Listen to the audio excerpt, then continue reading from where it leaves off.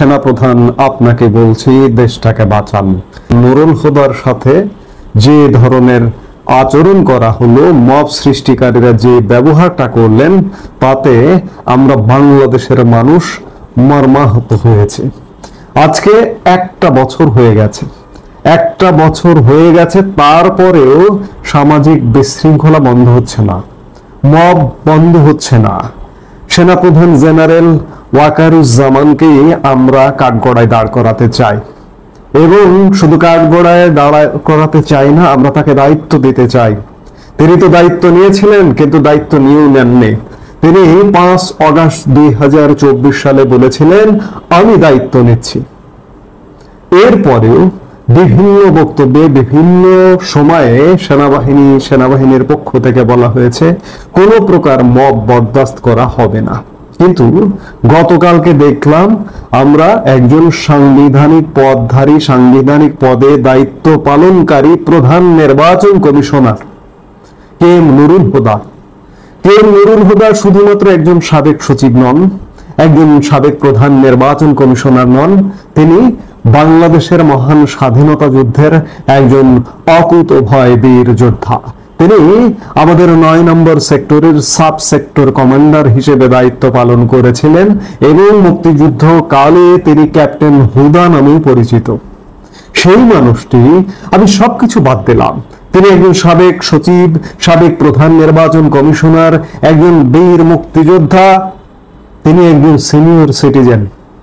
সম্ভবত তার বয়স এখন 77 বছর।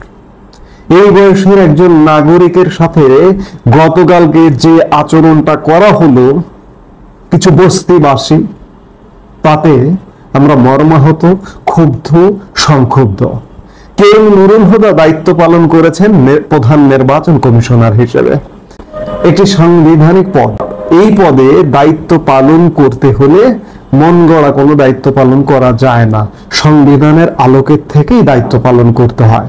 খুব মজার বিষয় দেখলাম যে এটি গতকালকে যারা করেছে তাদের স্লোগানে যেটি দেখলাম যে তারা স্বেচ্ছাসেবক দলের কর্মী। গতকালকে সকাল দিনের প্রথম ভাগে বিএনপির পক্ষ থেকে, বিএনপির জাতীয় কেন্দ্রীয় নির্বাহী কমিটির পক্ষ থেকে বিগত 3টি নির্বাচন কমিশনের সাথে যারা যুক্ত ছিলেন, প্রধান নির্বাচন কমিশনার এবং নির্বাচন কমিশনারগণ 2014, 2018 এবং 2024, এই 3টি নির্বাচন কমিশনে যারা নেতৃত্ব ছিলেন, তাদের এগেইনস্টে বিএনপির জাতীয় নির্বাহী কমিটির একজন সদস্য মামলা করেছেন। তাহলে এই মামলাটি যদি একজন নির্বাহী কমিটির সদস্য করে থাকেন, বিএনপি দলগতভাবে এই মামলাটি করেছে, এবং সন্ধ্যায় বিএনপির পক্ষ থেকে, বিএনপির স্বেচ্ছাসেবক দলের পক্ষ থেকেই কে এম নুরুল হুদার সাথে এমন আচরণটা করা হলো। কে এম নুরুল হুদা যদি অপরাধী হয়ে থাকেন, আইন আছে, আদালত আছে, আপনারা মামলা করেছেন, মামলার শুনানি হবে, শুনানি হবার পরে তার বিরুদ্ধে যদি ওয়ারেন্ট ইস্যু হয় তবে তিনি গ্রেফতার হবেন। কিন্তু আপনারা সকালে মামলা করলেন, বিকেলে, সন্ধ্যায় তার সাথে যে আচরণ করলেন, এটি নজিরবিহীন। আজকে বিএনপি বোঝাতে চাচ্ছেন আপনারা কি ধোয়া তুলসী পাতা, আপনাদের সময় অনিয়ম হয়নি, আপনাদের সময় নির্বাচনে কারচুপি হয়নি, আপনাদের সময় দুর্নীতি হয়নি। বাংলাদেশের মানুষকে কি বোঝাতে চান? যেটি বোঝাতে চান, বাংলাদেশের মানুষ কিন্তু বুঝে গেছে, বুঝতে পারছে যে বিএনপি যদি পুরো মাত্রায়, বিএনপি এবং বিএনপির সাথে যারা আছেন তারা যদি পুরো মাত্রায় বাংলাদেশের রাষ্ট্রীয় ক্ষমতায় বসে, তাহলে বাংলাদেশের আরো কি ভয়ানক পরিণতি হয় সেটি বাংলাদেশ বুঝে গেছে। আমি শুরুতে বলেছিলাম যে সেনাবাহিনীকে, সেনাপ্রধানকে দায়িত্ব দিতে চাই আমরা। বাংলাদেশের মানুষ এই মুহূর্তে এটি নিশ্চিত যে আগামী খুব সহসা বাংলাদেশে নির্বাচন করা সম্ভব নয়। স্বাভাবিক আইন শৃঙ্খলা নিয়ন্ত্রণ করাই সম্ভব হচ্ছে না, স্বাভাবিক দেশে শান্তি শৃঙ্খলা বজায় রাখাই সম্ভব হচ্ছে না। আর নির্বাচন, জাতীয় সংসদ নির্বাচন, এটি তো একটা বিশাল ব্যাপার। জাতীয় সংসদ নির্বাচনে একটা বাড়তি সতর্কতার প্রয়োজন হয়। সেই সতর্কতা তো দূরের কথা, স্বাভাবিক জীবনযাপনই করতে পারছে না মানুষ, সেই জায়গায় নির্বাচন। আর এই যে বর্তমান যে একটি সরকার বা সরকার আছে কিনা সে ব্যাপারে বাংলাদেশের মানুষ যথেষ্ট সন্দিহান। কে এম নুরুল হুদা যদি অপরাধ করে থাকেন, বিচার করার এখতিয়ার শুধুমাত্র আদালতের। সাধারণ জনগণ তার সাথে এমন কোনো আচরণ করতে পারে না যার দরুন ফৌজদারি অপরাধ ঘটে। কালকে মবকারীরা ফৌজদারি অপরাধ করে ফেলেছেন তার সঙ্গে। আজকে কোথায় দেশের সরকার? কোথায় সরকার? একটি দায়সারা গোছের বিবৃতি দিয়েছে। প্রধান উপদেষ্টা মোহাম্মদ ইউনূসের ফেসবুক পেজে একটা বিবৃতি চোখে পড়লো যে দেশের মানুষকে আইন শৃঙ্খলা আইন হাতে তুলে না নিতে ঘটনা ঘটবার পর বিবৃতি দিচ্ছেন। বিবৃতি দিয়ে কি লাভ হচ্ছে? আমরা দেখতে চাই যে যদিও যে অপদস্থ করা হয়েছে কে এম নুরুল হুদাকে, এটির কোনো পূরণ হবে না, কিন্তু দেখতে চায় যারা গতকালকে মব সৃষ্টি করেছে তারা অ্যারেস্ট হয়েছে।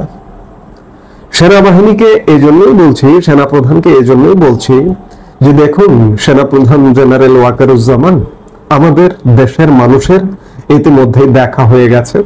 আমরা 11 মাসে অবস্থান করছি, আগামী মাসে 1 বছর হবে এই যে অন্তর্বর্তীকালীন সরকার পিরিয়ডটি। এই সরকার কি করতে পারবে বা কি করতে পারে এটি আমাদের অন্ততপক্ষে দেশের নাগরিকদের বোঝা হয়ে গেছে।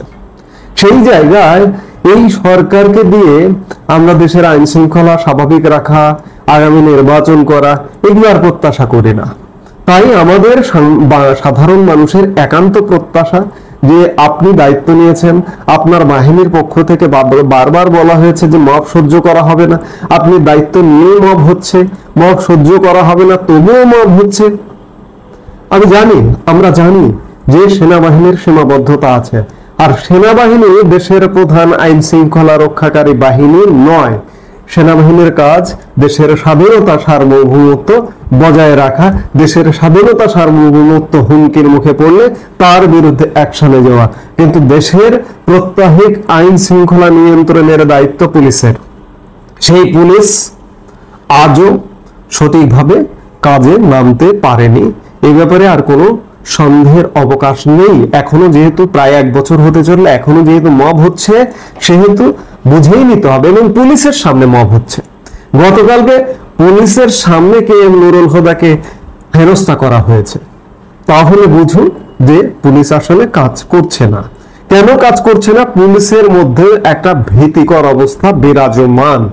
কে কোন বিষয়ে কার বিরুদ্ধে অ্যাকশন নেবে, এই অ্যাকশনের ফলাফলটা কি হবে পুলিশ, এই ভয়ে পুলিশ ভীত, যার কারণে পুলিশ কাজ করছে না। সেনাবাহিনীর সীমাবদ্ধতা কোথায়? সেটি হচ্ছে যে সেনাবাহিনী, আমি আগেই বললাম যে প্রধান আইন শৃঙ্খলা নিয়ন্ত্রণকারী কর্তৃপক্ষ নয়। সেনাবাহিনী হচ্ছে একটা সহায়ক ফোর্স। সেই সহায়ক ফোর্সটাও খুব সীমিত। সারা বাংলাদেশে 30,000 করে সেনাবাহিনীর শিফটিং ডিউটি করে। এক শিফট নামে, এক শিফট উঠে যায়, আবার এক শিফট নামে, এইভাবে দায়িত্ব পালন করে। কাজে এই প্রায় 20 কোটি, 18-20 কোটি জনসংখ্যাকে নিয়ন্ত্রণ করা, সুরক্ষা দেওয়া, আইনের আওতায় আনা, তাদেরকে মাত্র 30,000 সৈন্য দিয়ে এটি এক প্রকার অসম্ভব। এই অসম্ভবকে সম্ভব করতে হলে খুব কঠোর পদক্ষেপে যেতে হবে। এক প্রকার যদি বলতে হয় যে আজকে দেশের এই অবস্থা, আমরা মার্শাল ল চাই না, তারপরে মার্শাল ল বা জরুরি অবস্থা জারি করে হলেও যে এই ধরনের বাংলাদেশে কোনো ধরনের অপরাধ ঘটবে না, জরুরি অবস্থা জারি করে হলেও একটা পরিবর্তনশীল প্রেক্ষাপট তৈরি করুন। এই সরকারকে বাদ দিয়ে দিন, এই সরকার পারবে না। এই সরকার কোনোভাবেই দেশের প্রতি দায়িত্বশীল ভূমিকা পালন করতে পারবে না।